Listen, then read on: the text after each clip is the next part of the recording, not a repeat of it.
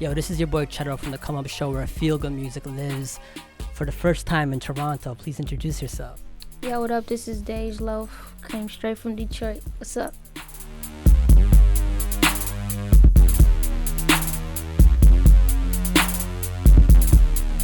So I know like today you've done already like 8-9 interviews and you've been getting a lot of press, so a lot of journalists. I'm going to let you use this as a forum, as a public service announcements for journalists out there. What questions should they not be asking you anymore, which they should be doing their research? Should it be, where's your name from, or all that? Because you've answered that a bunch of times. So what do you think that journalists should be doing their homework with and not be asking you whack questions? What are the type of questions that you don't want to be hearing anymore? I would say questions like, where my name came from. Everybody knows, like I say in every interview, and then they'll still come and, flip it like, so yeah, you wore loafers. I'm like, no, I did not. You gotta listen, man. So the name question, they ask, I asked them like, what's your favorite song on Try Me? A lot of people haven't even heard, on Sell Soul, my mixtape that I just released in October. A lot of people don't have the mixtape, so they don't know. And they'll say, like, Try Me. And Try Me isn't even on the mixtape. So just stuff like that. Like, just listen to the music, stuff like that, man. Name question gets me every time. Definitely. Do your research, journalists. So growing up, your mother played a lot of R&B around the house, like Anita Baker, Mary J. Blige, or some of your favorites. I want you to take me to the moment where you first heard rap music. What were you doing? What was that memory? Take us to that moment. Well, I could say my dad used to play a lot of music growing up, rap. He used to play like Rakim, E40, Tupac, jazz music, all type of stuff. So I grew up listening just to a lot of stuff. Mm-hmm. He used to just have me with him all the time. Like I was like a daddy's girl before he was killed. So he used to have me with him all the time, just listening to all type of music. And my mom, she did hair. So she used to have she did hair in the house. She did like kitchen hair. But she's been doing it for a long time. And she used to play Mary J. Blige, Toni Braxton, and Charlie Wilson, all type of stuff like that. So I had no choice, and I liked it. I wasn't I hate it, but yeah, that's just what I grew up listening to. So most people don't realize the power of a hit single. Your game plan, actually, I read an interview when you uploaded Try Me on SoundCloud, your game plan was just to hit 5,000 views and just move on to the next until the next song dropped so people started paying attention. That obviously didn't happen. You uploaded it in July of 2014 and it's still gaining traction out there. So what did this whole experience teach you about the power of a hit song? Because I think most artists and fans don't even know how a hit can change your life. What have you learned so far? I just learned you just gotta do what your heart tells you. Like I say, I didn't upload the song in thinking it would change my life. I uploaded in hopes of just getting everybody, attention, like you said, just to see, what it could do. You know what I'm saying? And it just went crazy. You know what I'm saying? From that point on. But yeah, I don't know, a hit song, it still shocks me to this day just to know that is the song that changed my life. I've been writing for some time. I've been, doing music for some time now. So it's wow, this song is this is the one, and I listen to it okay, this song is great. It is a good song. So I could see, but it's just gotta make, I don't know, it's just crazy. You never know, unless you're just really, Yeah. I don't know, you don't know. And the story is you were coming from the mall, some people were staring at you, and that's why you made that song. You're Try Me.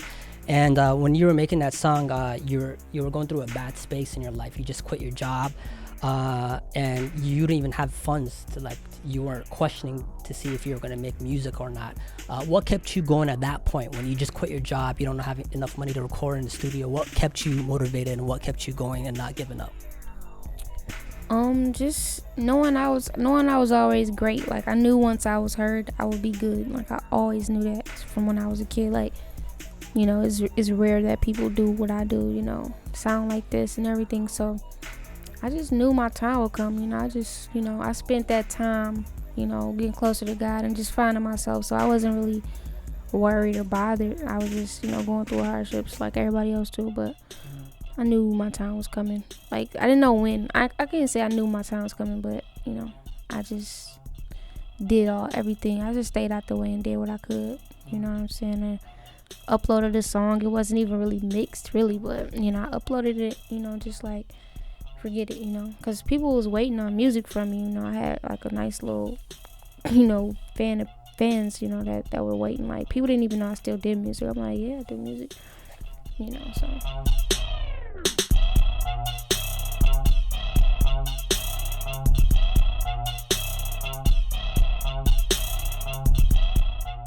So music is a diary for you. Your mixtape Just Do It is when you were in college and you were struggling. You say now that you're in a different place where you feel like you're free, but you're still struggling, but it's a different struggle. Can you explain what kind of struggle do you, everyone's human. We always go through hardships. What kind of struggle you're going through nowadays compared to a few years ago? Struggles right now. It would just be balancing just just adjusting to the fame, and just the whole music industry thing. It's not really a struggle. I'm not struggling no more. I learned to just not struggle. You know what I'm saying? Like it's not, and not even because you have money or things like that, but it's all about, it's a mind state to have, you just gotta be peaceful and just be happy with what you have, you know what I'm saying, and gain more. You gotta do what you gotta do to get it, whatever you want in life, not even just whether it's a music, a deal, a record deal, or you want to open up a shop or anything. Like you have to put your mind to it. So yeah, that's all it's about. Being grateful is definitely an important thing. Reading your interviews, you say you love melodies and you love playing around with melodies, and it reminded me of an interview where I saw where Drake was saying that like wordy fast rap isn't that appealing right now. The artists that have a chance, that give you a chance to digest the words and use melody, are the artists that are on top right now. Would you agree with that? Is it because he was saying in the golden era in the 90s, people were impressed with anyone who could rap because it was such a new genre, but now you got to be using melodies and letting people a chance to digest your music. Would you agree melody and rapping together is what people are attracted to nowadays? Yeah, pretty much. Yeah, that's, if you look at the the charts and things like that, you see those type of artists on top. And it's not a forced thing with me. I just really go in the studio and I rap and I sing how I feel, you know what I'm saying? Whatever I'm feeling at the moment, it just comes out like that. So definitely gotta separate yourself from everybody else, That's what it's about. It gotta be good music, because you could do that just like everybody else, and that don't mean you're gonna be on top. It has to be good music. Yeah, gotta be talking about something. In 2015, where artists like Nipsey Hussle are charging $1,000 a mixtape, and they're showing the power of independence, using technology, using the internet, and not only being creatively in control, but being in control of your masters, of your music, and how important that is. We all saw what happened to Trinidad James. He had a hit single. Now a year later he's dropped. So you're signed with Columbia Sony. What did you make sure that you're ensuring your future as a creatively also in your business? What did you make sure had to happen when you're seeing what the landscape is like with labels?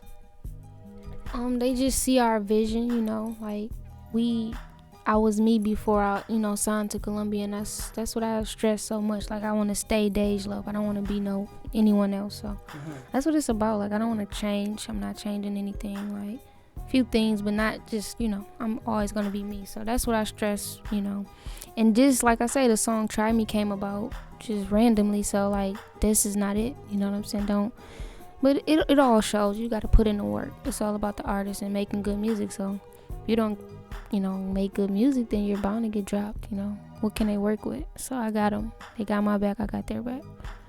That's what it's about. But independent route, that's a dope thing to do too. Shout out to Nipsey.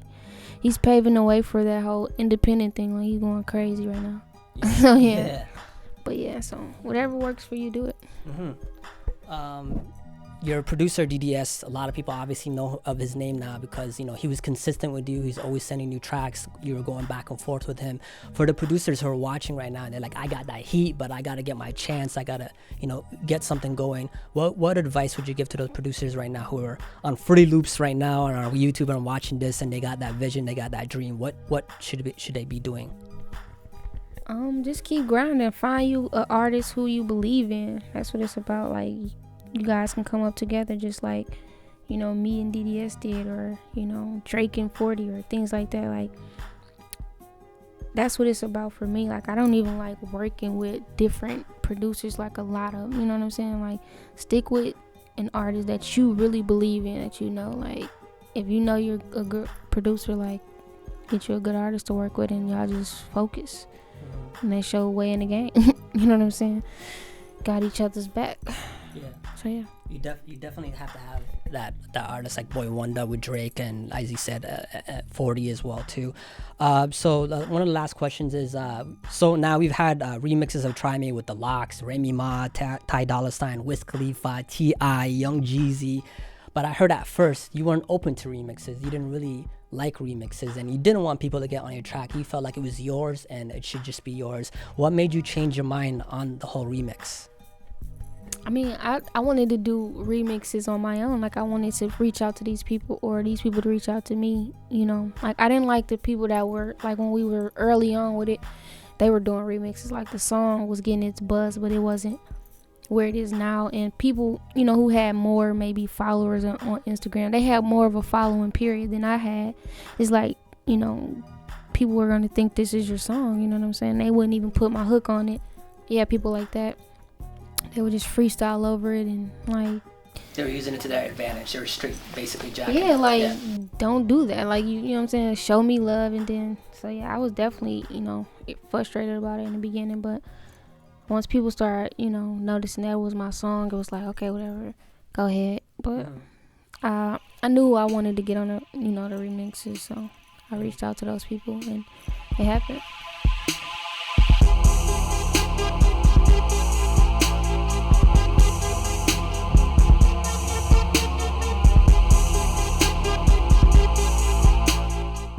Seeing you tonight on stage with Fabulous. What can people expect who have not seen you live yet? What is the DeJ Loaf show like? What is the energy like? Just pretty much like I say, you see, I'm just I come out the same way every night, man. It depends on the crowd. Like, if they're into it, I'm into it. If they're not, it's just kind of like, y'all gotta come on now, y'all really rock with me. Just show the love. Don't be scared. Don't be shy in the audience. Show that love, because why else would you buy a ticket? Or, you know what I'm saying? So, yeah, just show me love, and I'll definitely give you a great show. And my homie Oba Roland performs with me every night. My DJ is turned up, DJ Limelights, and every night we just have a ball. We just do us. Yeah. Wrapping up the interview, to the people out there who are artists, who are creatives, or whatever dream that they have, you know what I mean? You were a custodian at Chrysler, and now you're doing your dream. You're approaching and living your dream. What would you say to the people out there who have doubts, especially in music nowadays? Because there's 1,000,001 artists, and you're like, how am I gonna stand out, or how am I gonna blow up? They might be overwhelmed. What would you say to them out there? Just wrapping up the interview. Just like I say, if you're gonna do something, just be fully into it. Like, I don't care what you do. You can't be halfway into it. You have to be fully into it. So if you want to leave your job and you're like, I don't want to leave it because, you know what I'm saying, just go. You know what I'm saying? You never know what might happen. You know what I'm saying? But it's worth a try, just to let some things go for new opportunity to come through, But if you're gonna do something, you have to be fully into it, and not halfway into it. Do what you love. Thank you very much for your time. This is the Come Up Show, DeJ Loaf, your boy Cheto, live from Toronto, Ontario. Peace.